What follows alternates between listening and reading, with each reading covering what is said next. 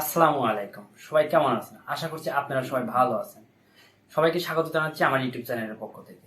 বরাবরের মতো আজকেও আমি হাজির হয়েছি মাইক্রোসফট অফিসের আরেকটি ভিডিও নিয়ে।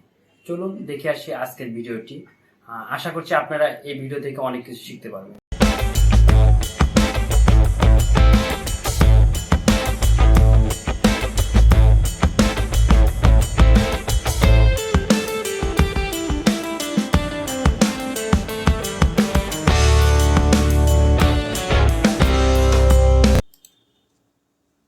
আজকে আমাদের এক্সেল শিটের মাধ্যমে একটি ক্যালেন্ডার তৈরি করার কথা ছিল। আমি আজকে আপনাদের সামনে ক্যালেন্ডার তৈরি করে উপস্থাপন করব। কিভাবে একটি ক্যালেন্ডার তৈরি করতে হয় সেটি আপনারা দেখে নিন। আশা করছি আপনারা ভিডিওটি শেষ পর্যন্ত দেখবেন। প্রথমেই ক্যালেন্ডার তৈরি করার ক্ষেত্রে আমাদের একটি শিরোনামের প্রয়োজন হবে। তো এখন শিরোনামটা আমরা লেখার জন্য সেলকে মার্জ করে নেব। আর সেলসকে মার্জ করার জন্য আমি কি পরিমাণ সেলকে একত্রিত করব সেটা গণনার বিষয়। আমি যদি পাশাপাশি দুটি মাস রেখে একটি ক্যালেন্ডার তৈরি করে, তাহলে সপ্তাহে যেহেতু 14 দিন, মাঝখানে আমি একটা কলাম গ্যাপ দিব। যেমন সপ্তাহে 7 দিন, সপ্তাহে এই 7 দিন, আর এদিকে এখান থেকে 7 দিন। আমার টোটাল ও পর্যন্ত আমি সেলগুলোকে একত্রিত করে নেব। সেই ক্ষেত্রে আমি ও পর্যন্ত সেলগুলোকে একত্রিত করার জন্য সেলগুলোকে সিলেক্ট করার পর মার্জ অ্যান্ড সেন্টার। মার্জ আর সেন্টারের অর্থ হচ্ছে আমি সেলগুলোকে খণ্ডন করার পর আমি যদি তার ভিতরে কোনো লেখা লিখি, তাহলে সেগুলো সেন্টার থেকে লেখা দেখা যাবে। এখন আমি দেখুন সেলগুলোকে একত্রিত করেছি। এখানে আমি লিখব CALE ক্যালেন্ডার 2021। দেখুন আমি ক্যালেন্ডার 2021 লিখেছি। এখন এই লেখাগুলো বড় করার জন্য আমি চাইলে এখানে সিলেক্ট করে বড় করতে পারি, অথবা আমার ফন্ট সাইজের সাইডে যে এর ওপর উল্টা দিকে ড্রপ ডাউন আছে সেখান থেকে আমি বড় করতে পারি। দেখুন আমি লেখাটাকে বড় করতেছি। এখন লেখাটাকে আমি একটু কালার দেব। কালার দেওয়ার জন্য লেখাটাকে সিলেক্ট করলাম। লেখাটাকে সিলেক্ট করার পর আমি এখান থেকে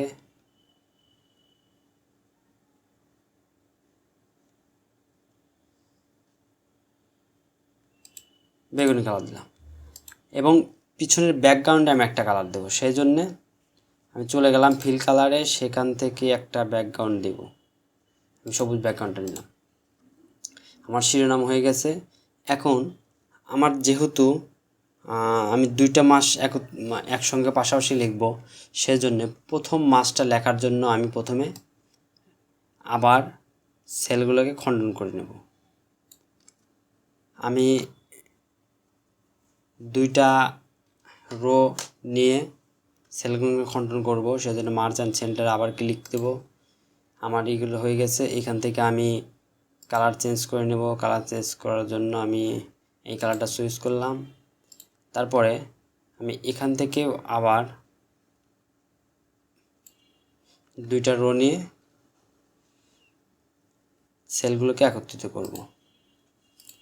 আমার কাজ প্রায় শেষ। এখানেও আমি সেম কালারটা দেব। সেম কালার দেওয়ার জন্য আমার ড্রপ ডাউনে যেতে হবে না, এখানে ফিল কালারে শুধুমাত্র ক্লিক দিলেই আমার কালারগুলো একই কালার হয়ে যাবে। এখন এইখানে আমি প্রথমে মাসের নাম লিখব।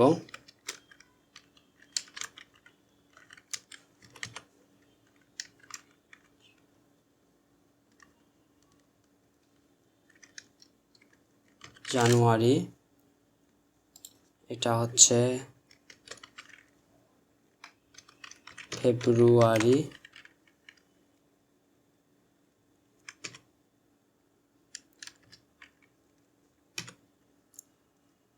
আমি জানুয়ারি এবং ফেব্রুয়ারি মাসের নামটা লিখে নিলাম। লেখাগুলোর সাইজটাকে একটু বড় করার জন্য আবার ইনক্রিজ ফন্ট সাইজে চলে গেলাম, গিয়ে এখান থেকে একটু ফন্ট সাইজ বড় করে দিলাম। লেখাটা মাসের নামগুলো আমি কালো কালিতে লিখতে চাচ্ছি, সেই জন্য ফন্টের কালার চেঞ্জ করলাম না। এখান থেকে আবার বড় করে দিচ্ছি। দেখুন 24 সাইজ করে দিলাম, এটা 26। তার অর্থ হচ্ছে এটা আমার একটু বড় আছে, আমি এটা আর একটু বড় করে দিচ্ছি, 26 হয়ে গেছে। এখন তার নিচে আমার লিখতে হবে নাম। আমি তারপর চাইলে এই কালারটাকে আমি পরবর্তীতে কালার করে নিব, মাঝখানে যে গ্যাপটুকু থাকবে। আমি এখানে প্রথমে নাম লিখতেছি, দিনের নামগুলো। আমি যদি এইখানে স্যাটারডে দিয়ে শুরু করি, তাহলে SAT স্যাটারডে, সানডে। এখন যখন আমি দুটি নাম এক্সেল শিটকে নির্দেশ করলাম, তারপরে এক্সেল শিট বুঝে যাবে যে আমি কি চাচ্ছি, আমি সাপ্তাহিক দিনের নাম চাচ্ছি, সে অটোমেটিক্যালি আপনাকে সাপ্তাহিক দিনের নাম দিয়ে দেবে। দেখুন আমাকে কিন্তু Saturday, Sunday, Monday, Tuesday, Wednesday, Thursday, Friday দিয়ে দিয়েছে, যেটি আমি গত ক্লাসে আপনাদেরকে দেখিয়েছি। এখন আমি এখানে চাইলে এইভাবে আবার দিনের নাম দিয়ে লিখতে পারি, অথবা আপনারা যদি এখানে সংক্ষিপ্ত আকারে লিখতে চান তাহলে এটুকু সিলেক্ট করে আপনারা কপি করে নেবেন Ctrl+C দিয়ে। কপি করে নেওয়ার পর এখানে এসে Ctrl+V দিয়ে পেস্ট করে দেবেন, দেওয়ার পরে এন্টার চেপে দেবেন। দেখুন আপনার এইখানে সপ্তাহে 7টি দিনের নাম এখানে চলে এসেছে। এখন আমাদের তারিখ লিখতে হবে। তারিখটা আমরা 2021 সালের জানুয়ারির 1 তারিখ কী বার ছিল, সেটা সম্ভবত শুক্রবার হয়। আমি শুক্রবার দিয়ে শুরু করতেছি। আমি যদি শুক্রবারে, আচ্ছা এখান থেকে আমরা প্রথমে আগে 12টি মাসের নাম লিখে নিতে পারি। যেমন এখান থেকে আমাদের কতগুলো ঘর লাগতে পারে, ঘর ধরুন আমি এখান থেকে এই পর্যন্ত আবার কপি করে নিলাম, কারণ পরবর্তী যেহেতু মার্চ মাসটা লিখতে হবে, আমি মার্চ মাসটা না লিখে এখানে পরবর্তীতে মার্চ মাস লিখে নেব। এখান থেকে আমি যদি Ctrl+V করে দিই, দেখুন নিচে এরকম ফন্ট হয়ে যাচ্ছে। এরকম করে আমি প্রথমে 4টা মাস হয়ে গেল, 4টা মাস হয়ে যাওয়ার পর আবার এখানে পেস্ট করলাম, আবার এখানে পেস্ট করলাম, তাহলে আমার 6টা হয়ে গেল। 6টা হওয়ার পর আবার এখান থেকে পেস্ট করলাম, 7টা হলো, এখন আমার 8টা হলো, এই 9টা, এই 10টা, আবার এই 11টা, এই 12টা। আমার অলরেডি 12টা মাসের আমি নিয়ে এসেছি। দেখুন এখানে এখন জানুয়ারি, ফেব্রুয়ারি, আমার কিন্তু সবগুলোতে জানুয়ারি কপি করে নিয়েছিলাম, সেই জন্য সবগুলোতে জানুয়ারি লেখাগুলো দেখাচ্ছে। আমি এখন এই লেখাগুলো চেঞ্জ করব। এখানে ডাবল ক্লিক দিব, দেওয়ার পরে এইখানে পরবর্তী মাসের নাম লিখব মার্চ। এটা হয়ে গেল। এখন আমি এটাতে আবার ডাবল ক্লিক দিব, দিয়ে এটা চেঞ্জ করে লিখব এপ্রিল। এটা আমার হয়ে গেছে। তারপরে আমার হচ্ছে মে মাস, আমি এখান থেকে লিখব মে। এটা আবার চেঞ্জ করে লিখব জুন।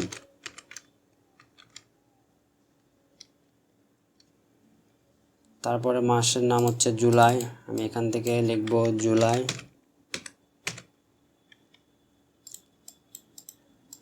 আগস্ট,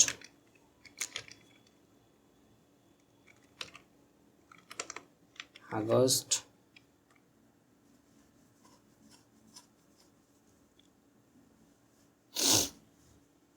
তারপরে সেপ্টেম্বর,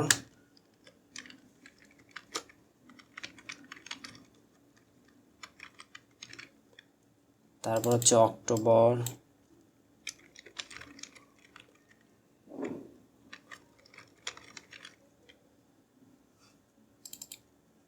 তারপর হচ্ছে নভেম্বর,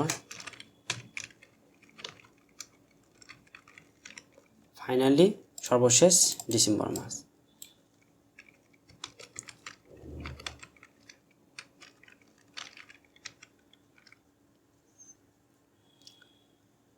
মোটামুটি আমার সবগুলো মাসের নাম এবং সাপ্তাহিক নাম লেখা শেষ।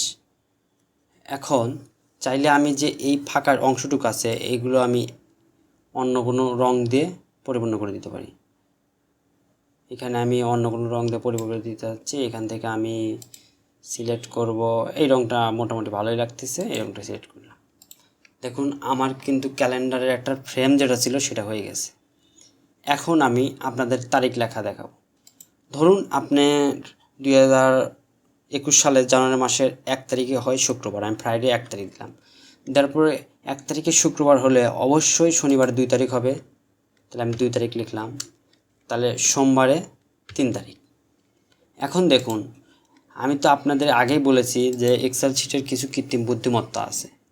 আপনি এখন এই কৃত্রিম বুদ্ধিমত্তা ব্যবহার করে আপনি বাকি তারিখগুলো কিভাবে লিখবেন। ধরুন আমি এই শনিবার রবিবারের তারিখগুলোকে সেট করে ডাক করে শুক্রবার পর্যন্ত নিয়ে গেলাম। দেখুন এদিকে কিন্তু আমাকে 2, 3, 4, 5, 6, 7, 8 তারিখ পর্যন্ত দিয়ে দিয়েছে। আবার চাইলে আমি শুক্রবার এদিকে আমি ডাক করে নিয়ে আসতে পারবো। দেখুন ডাক করে নিয়ে আসলাম। দেখুন 8 তারিখের পর আমার আবার কয় তারিখ হবে? 9 তারিখ। আমি 9টা বসিয়ে দিলাম। তারপর হবে 10 তারিখ, এটি বসিয়ে দিলাম। এখন এদিকে যদি আমি আবার টেনে নিয়ে এই পর্যন্ত নিয়ে আসি, দেখুন আমার 9, 10, 11, 12, 13, 14 তারিখ দিয়ে দিয়েছি। এখন আপনি এদিকেও টেনে নিতে পারবেন, এদিকেও টেনে। আমি যদি এখন এদিকে টেনে নিয়ে এসে এদিকে নিচের দিকে দিই, দেখুন 30 জানুয়ারি মাস যেহেতু 31 তারিখ পর্যন্ত, আমরা 31 তারিখ পর্যন্ত ঘর পর্যন্ত যাব। তারপরে এটা থেকে এই পর্যন্ত